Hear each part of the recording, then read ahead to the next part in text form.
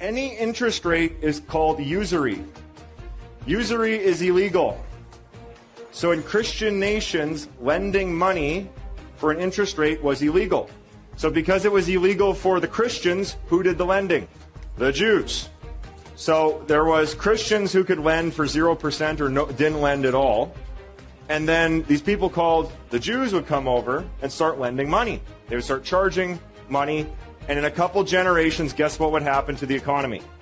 The Jews owned everything. And then guess what the king did? Rounded them up and threw them out of the country. Then they go to the next country, and what would they do? Same thing. And what would that king do? Round them up, kick them out of the country. This went on for thousands of years. This is why the Jews in history have had no country. Because the king would have, they would say no usury, no money lending, and they would start the money lending, they would start the central bank to compete with the king would kick them out. They go to the next country, do it again. So this has happened over and over and over again because this quote right here from Napoleon, he would show the compound interest tables, and he said in a very short amount of time, compound interest would eat up every piece of property in France. In fact, I'm going to show you how powerful compound interest is. Very scary thing. And there's a reason why it was illegal. Illegal in the Christian nations and the Christian philosophy, because it would literally enslave people. Guys, the interest on credit cards enslave people today. Does student loans enslave people today? We no longer have forced slavery. We have debt slavery now. It is no longer forced slavery.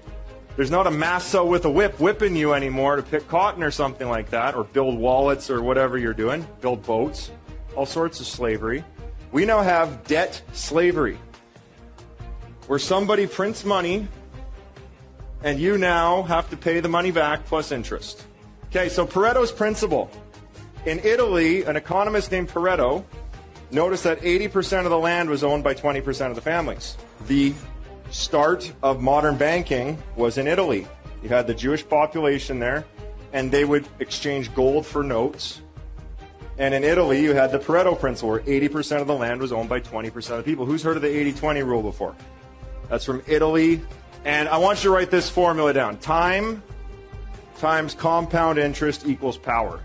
And today, when you guys are investing in your game, we're going to be doing 30 years of investing over 3 days. So you got lots of time, and you have compounding numbers. So when you compound numbers over time, that becomes extremely powerful. Usury. Any interest rate is called usury.